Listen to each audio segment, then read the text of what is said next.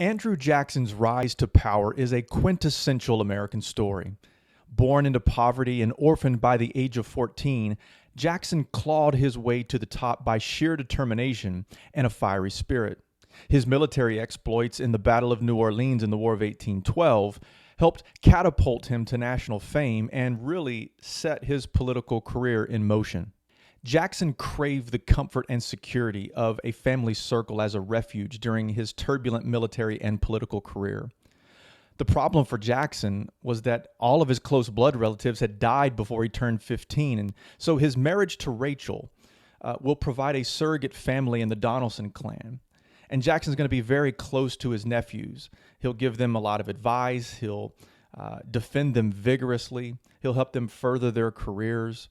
One of the most notable is his namesake, Andrew Jackson Donaldson, who will eventually go to West Point, later on become Jackson's military aide, and then eventually he'll become his uncle's presidential private secretary. And his wife, Emily, will eventually become Jackson's White House hostess. Jackson's home life with Rachel at the Hermitage was everything that he had hoped it would be. However, Rachel's death just after the election of 1828 is going to leave Jackson a bereaved widower as he enters the White House, and he is going to mourn the loss of Rachel heavily, really for the remainder of his life. And to Jackson, one of the biggest disappointments of the marriage was that it was childless. Now, the couple had adopted Rachel's brother's son and named him Andrew Jackson Jr., and raised him as their son. And they also adopted a Native American child in 1813 and named him Lincoln and raised him alongside Andrew Jackson Jr. Sadly, Lincoln will also die in 1828 along with Rachel. Now, with this as our backdrop, we're going to, in today's episode, discuss one of the most controversial presidencies in American history. The 7th President of the United States, Andrew Jackson. Let's get started. Jackson's presidency, which started in 1829, was marked by his populist appeal and his fight for the common man. His supporters saw him as a champion of the people, while his opponents viewed him as a tyrant. One of the first controversies of Jackson's administration was what is known as the spoils system. Jackson believed that government positions should be filled by his loyal supporters. Now, this is going to lead to widespread patronage and the phrase, "to the victor go the spoils."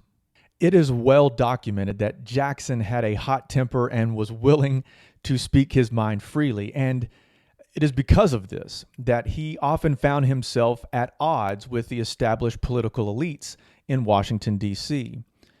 Because Jackson distrusted the formal political structure in Washington, D.C., he began to rely more heavily on a personal, more informal group of confidants.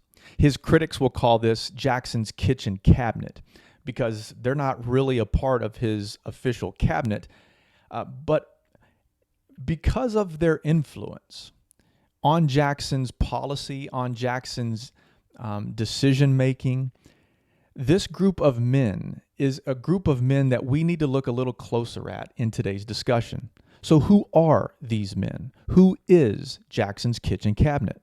First up, we have Martin Van Buren. And Van Buren is Jackson's Secretary of State and later will become his vice president. More on that in a bit.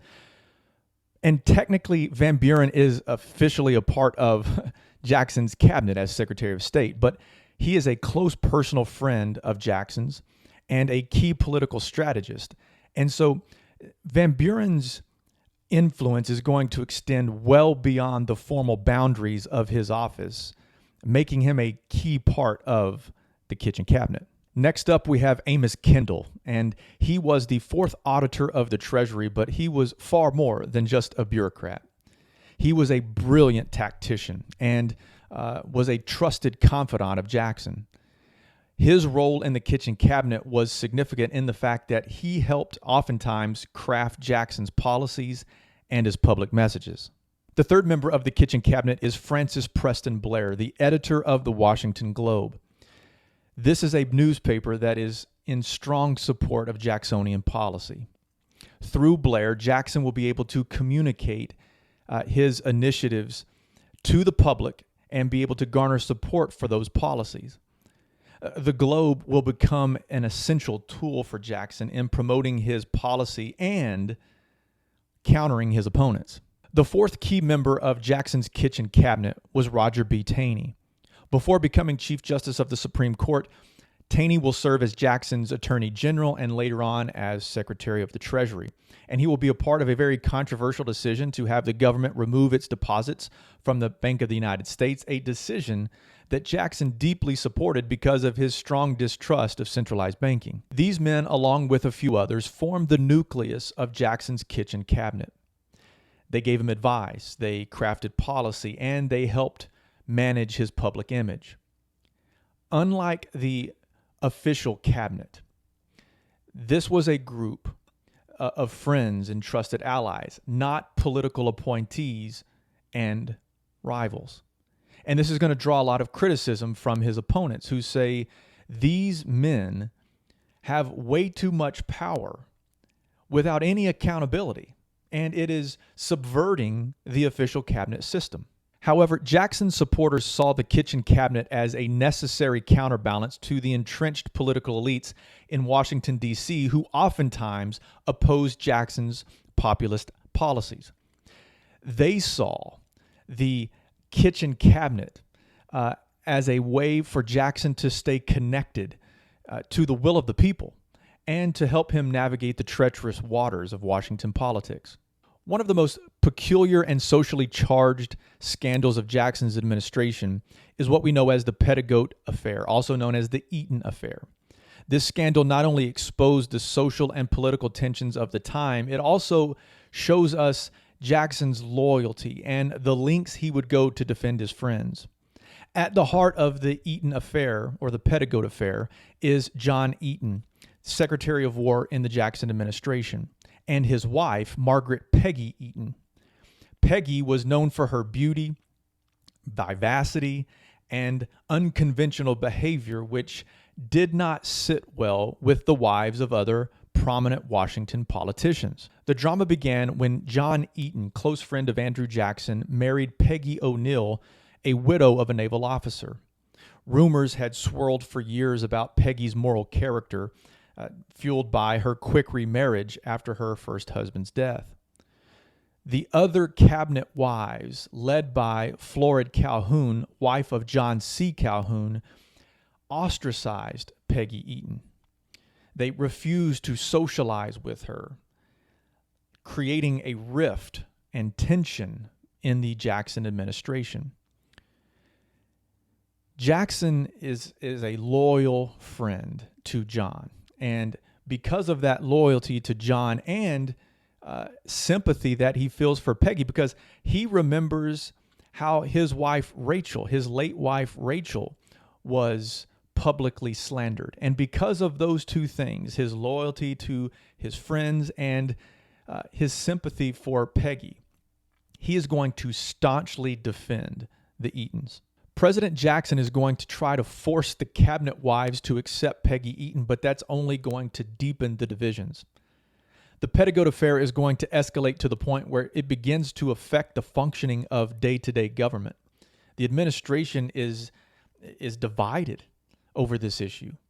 Now, Martin Van Buren, the Secretary of State and also a widower, is one of the few cabinet members who supports Jackson and the Eatons in this situation.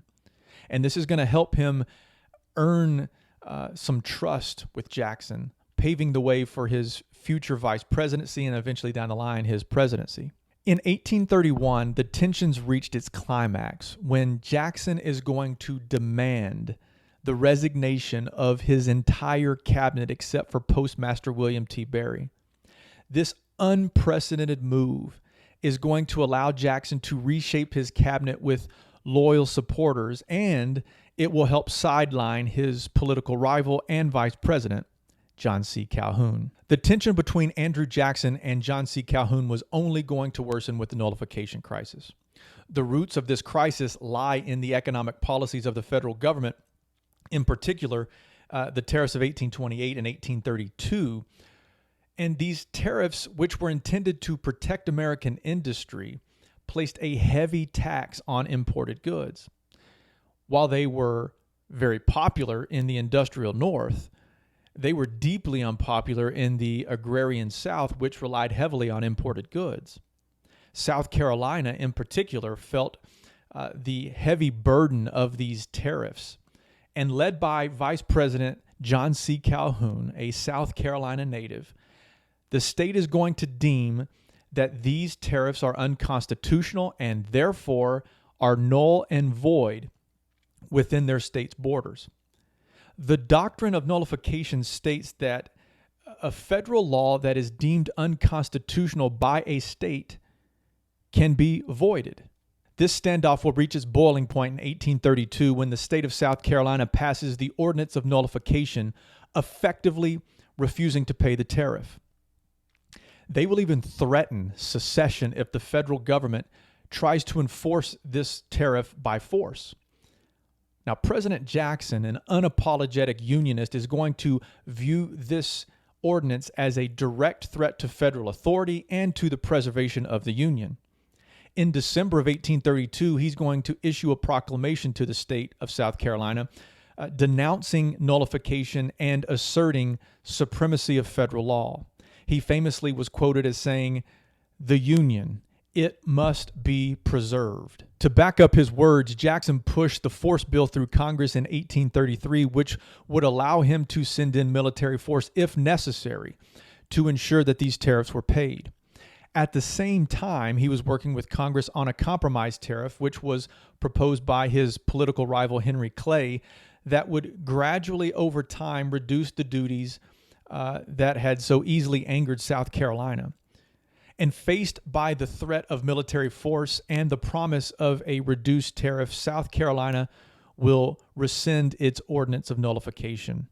And while this averts an immediate conflict between the state of South Carolina and the federal government, it does not address the growing tensions between states' rights and federal authority that eventually is going to lead us into the American Civil War.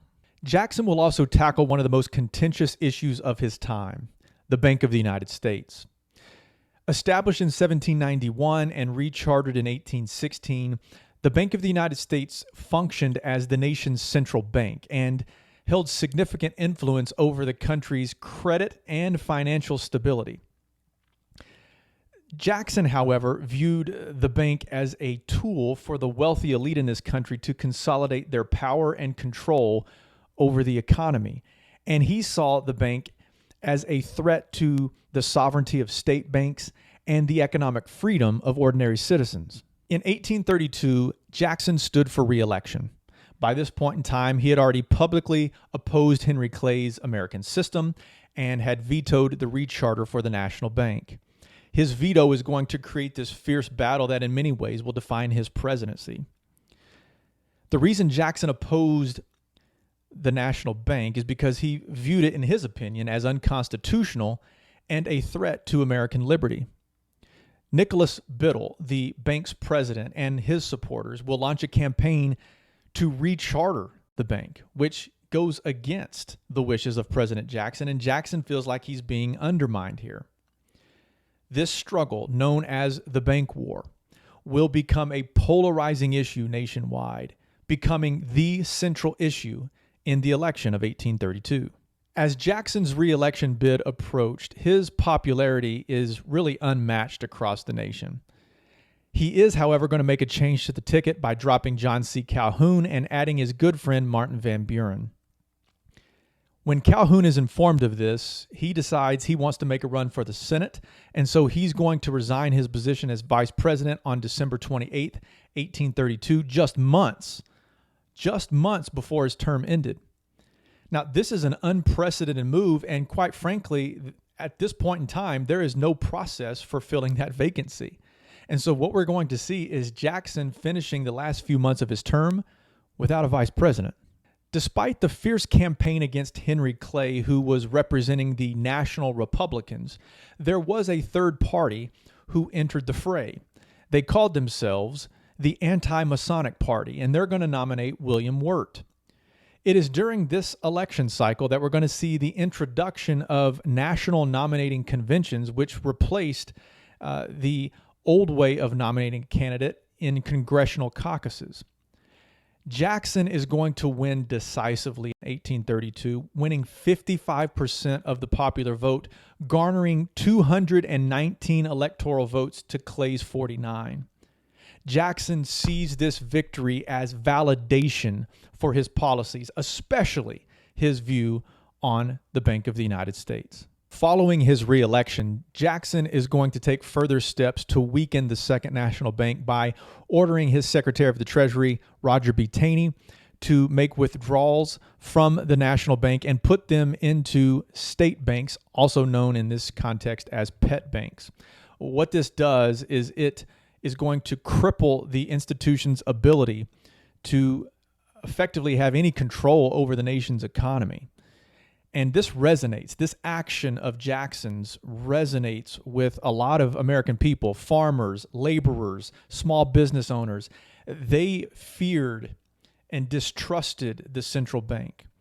And this further solidifies him as the people's president. I do want to make note that there are going to be ripple effects of this decision economically, including the economic turmoil that is ahead, including the Panic of 1837. However, Jackson's legacy is not without its dark chapters. His policy of Indian removal, epitomized by the Trail of Tears, forcibly removed thousands of Native Americans from their ancestral lands, causing immense suffering and death. This policy, formalized in the Indian Removal Act of 1830, aimed at opening up the southeastern portion of the United States for white settlement. President Jackson, a firm believer in American expansionism and manifest destiny, was insistent on this policy being enforced despite significant legal opposition and ethical concerns. The Indian Removal Act authorized the president to grant lands west of the Mississippi to Native American tribes in exchange for their ancestral lands. This led to a series of coerced treaties where tribes were pressured or misled into relinquishing their lands. Among the most notable was the Treaty of New Echota, signed under controversial circumstances by a small faction of the Cherokee Nation without the consent of their principal chief, John Ross. This treaty provided the legal pretext for the forced removal of the Cherokees. The Trail of Tears refers specifically to the Cherokee nations in 1838 and 1839, but other tribes such as the Creek, the Seminole, the Chickasaw, and the Choctaw suffered similar fates. The journey was treacherous, spanning hundreds of miles through harsh conditions. Thousands of Native Americans died from disease, exposure, and starvation during this arduous trek into Indian Territory, which is present-day Oklahoma. Just the Cherokee alone lost an estimated 4,000 of their 16,000 members. While Jackson's domestic policies were often controversial, his foreign policy was relatively quiet. His administration negotiated several treaties that opened up foreign trade, as well as settled many outstanding damage claims. However, there is one exception to this, and that is the near crisis with France. This conflict, known as the French Crisis, stemmed from payments for damages during the Napoleonic Wars. The United States sought compensation for losses incurred by American merchants due to French privateers, which had been promised under the Treaty of 1831. France, however, delayed payments, leading to heightened tensions. In 1834, President Jackson, frustrated by the delays, called for reprisals against French property, which brought the two nations to the brink of war. The situation was further complicated by nationalistic views on both sides and an increasingly volatile international climate. However, the British are going to step in and diplomatically resolve this situation, and by 1836, the French will agree to make the overdue payments to the United States, averting war and restoring amicable relations between the two nations. Jackson's dealings with Mexico were equally complex. He had his eyes set on Texas, a region that had become increasingly attractive to American settlers due to its vast lands and economic opportunities. Jackson's diplomatic efforts, however, were often clumsy and marked by a series of missteps and misunderstandings. The influx of American settlers, encouraged by the promise of cheap land and the opportunity for new beginnings, exasperated tensions with the Mexican government, which was already struggling to maintain control over its northern territories. As American settlers poured into Texas, they brought with them a desire for greater autonomy and eventually independence. The friction between the settlers and the Mexican authorities reached a boiling point, leading to the Texas Revolution in 1835. Now, although Jackson was sympathetic to the Texan cause, he prudently stayed away from endorsing annexation without congressional approval, understanding the delicate balance of international diplomacy and the potential for conflict. Despite his cautious public stance, Jackson's actions and the presence of American settlers in Texas laid the groundwork for future conflict between the United States and Mexico. The situation in Texas became a catalyst for broader territorial ambitions and the Mexican-American War, which will erupt a decade later. The political party founded by Jackson during his presidency called themselves the American Democracy. In those same years, changes to electoral rules and campaign styles really saw the political ethos become more democratic than it had ever been before. It is for these two reasons combined that many people refer to this era as the age of Jacksonian democracy. But many historians will contend that label comes from his contemporaries. During the years 1831 and 1832, the Frenchman Alexis de Tocqueville toured the United States. His classic Democracy in America identified democracy and equality as fundamental national traits. Tocqueville saw America as the image of democracy itself, with its inclinations, its character, its prejudices, and its passions. To Tocqueville and other visitors who were both favorable and critical, the United States represented the democratic, egalitarian future. Europe, the aristocratic past. The Democratic Party under Jackson and his successor, Martin Van Buren, are going to champion a laissez-faire approach to the economy. What does that mean? They want to cut government spending. They want to maintain a small and frugal administration that wants to avoid getting involved in economic entanglements. And quite frankly, this resonates with many Americans who are afraid of the concentration of wealth into the hands of the few. But I do think it's important that we note the contradictions of Jacksonian democracy. While most white males could vote during this period of time, there are still exclusions to the right to vote based on race, ethnicity, and gender. Jacksonian Democrats are far more aggressive in their anti-abolition approach than their counterparts, the Whig Party. And the southern portion of the Jackson Democratic Party is closely tied to the slave-holding class there in the South. Yet even if Jackson's Democrats had no exclusive hold of democratic principles, they still partook of the spirit of a democratic age. As Tocqueville once observed, the people reign in the American political world as the deity does in the universe.